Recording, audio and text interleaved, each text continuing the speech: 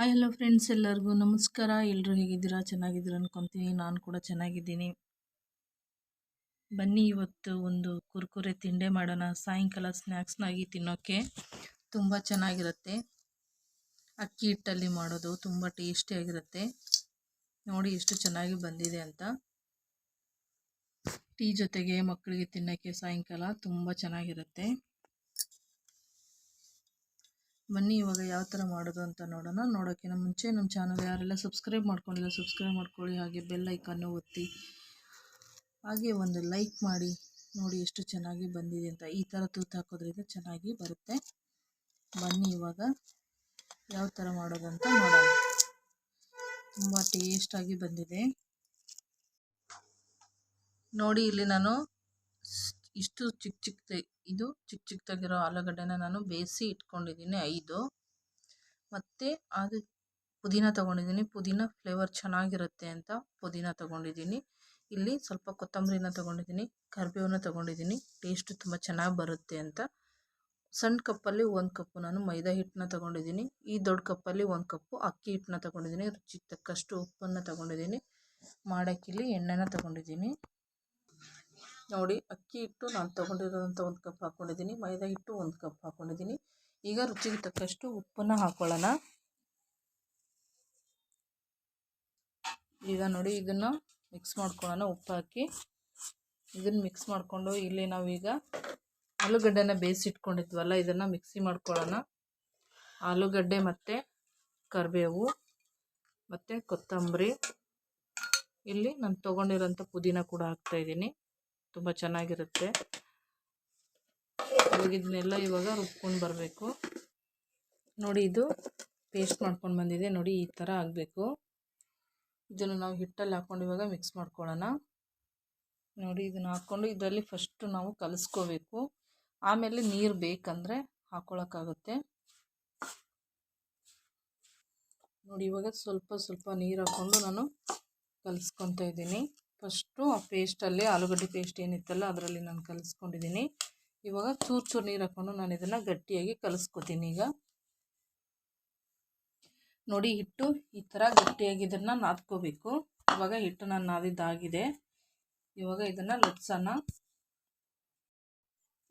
ಇವಾಗ ನೋಡಿ, ನಾನು ಚಪಾತಿಗೆ ತೊಗೊತೀವಲ್ಲ ಆ ಥರ ಹಿಟ್ಟನ್ನ ತೊಗೊತಾ ಇದ್ದೀನಿ. ಅದಕ್ಕೆ ನಾನು ಚೂರು ಜಾಸ್ತಿ ತೊಗೊಂಡಿದ್ದೀನಿ.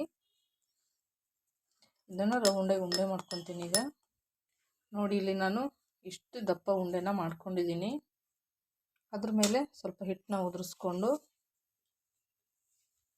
ಲಟ್ಸೋಣ. ಈಗ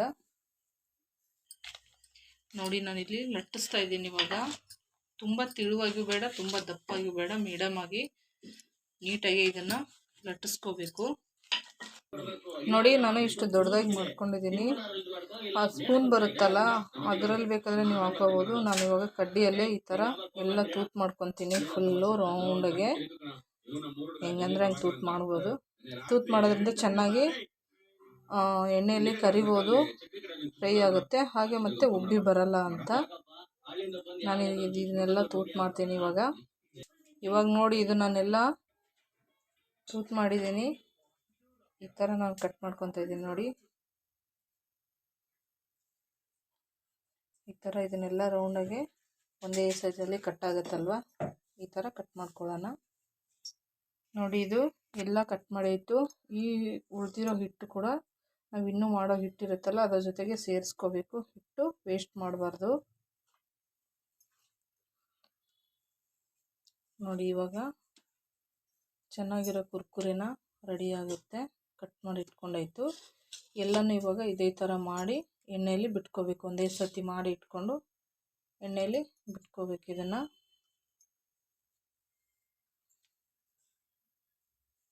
ಒಂದೇ ಸರ್ತಿ ಬಿಡ್ತೀರಾ?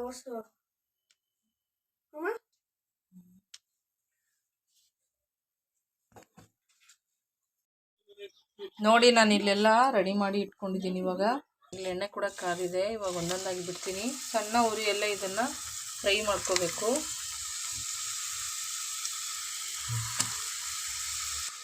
ತುಂಬ ಚೆನ್ನಾಗಿರುತ್ತೆ ತಿನ್ನೋಕ್ಕೆ, ಟೇಸ್ಟಿಯಾಗಿ. ಚೆನ್ನಾಗಿ ಇದನ್ನು ಫ್ರೈ ಮಾಡ್ಕೊಳ್ಳೋಣ. ಮಕ್ಕಳಿಗೆ ಸಾಯಂಕಾಲ ಟೀ ಜೊತೆಗೆ ತಿನ್ನೋಕ್ಕೆ ತುಂಬ ಟೇಸ್ಟ್ ಆಗಿರುತ್ತೆ. ನೋಡಿ ಇವಾಗ ಚೆನ್ನಾಗಿ ಫ್ರೈ ಆಗಿದೆ, ಬರ್ತಾ ಇದೆಯಲ್ಲ ಸೌಂಡು, ನೋಡಿ ಎಷ್ಟು ಚೆನ್ನಾಗಿ ಬಂದಿದೆ. ನೋಡಿ ಚೆನ್ನಾಗಿ ಫ್ರೈ ಆಗಿದೆ, ಇದು ನೋಡ್ತಾ ಇರಬೇಕು. ನೋಡಿ ನಾನೆಲ್ಲ ಮಾಡಿ ರೆಡಿ ಆಯಿತು, ತುಂಬ ಚೆನ್ನಾಗಿ ಬಂದಿದೆ, ತುಂಬ ಟೇಸ್ಟ್ ಕೂಡ ಆಗಿದೆ. ನೀವು ಒಂದ್ಸತಿ ಈ ಥರ ಟ್ರೈ ಮಾಡಿ ನೋಡಿ, ತುಂಬ ಚೆನ್ನಾಗಿರುತ್ತೆ ಮಕ್ಕಳಿಗೆ ಸಾಯಂಕಾಲ ತಿನ್ನೋಕ್ಕೆ. ನೋಡಿ ಎಷ್ಟು ಚೆನ್ನಾಗಿ ಬಂದಿದೆ. ಅಂಗಡಿಯಿಂದ ಬಿಸ್ಕೆಟು ಕುರ್ಕುರೆ ತೊಗೊಂಬರೋದಕ್ಕಿಂತ ಈ ಥರ ಒಂದ್ಸತಿ ಮಾಡಿಟ್ರೆ ತುಂಬ ಚೆನ್ನಾಗಿ ಇಷ್ಟಪಟ್ಟು ತಿಂತಾರೆ ಮಕ್ಕಳು. ನೋಡಿದ್ರಲ್ವ ಎಷ್ಟು ಚೆನ್ನಾಗಿ ಬಂದಿದೆ ಅಂತ. ಎಲ್ಲರಿಗೂ ಇಷ್ಟ ಆಯ್ತು ಅಂದ್ಕೊತೀನಿ. ಯಾರಿಗೆಲ್ಲ ಇಷ್ಟ ಆಯಿತು ಹಾಗೆ ಲೈಕ್ ಮಾಡಿ. ಇದೇ ಥರ ಈಜಿ ರೆಸಿಪಿಗಾಗಿ ತುಳಜಾ ಅಡುಗೆ ಚಾನಲ್ನ ಸಬ್ಸ್ಕ್ರೈಬ್ ಮಾಡಿಕೊಡ್ರಿ, ಹಾಗೆ ಬೆಲ್ ಐಕನ್ನು ಒತ್ತಿ. ನೋಡಿ ಎಷ್ಟು ಚೆನ್ನಾಗಿ ಬಂದಿದೆ ಅಂತ.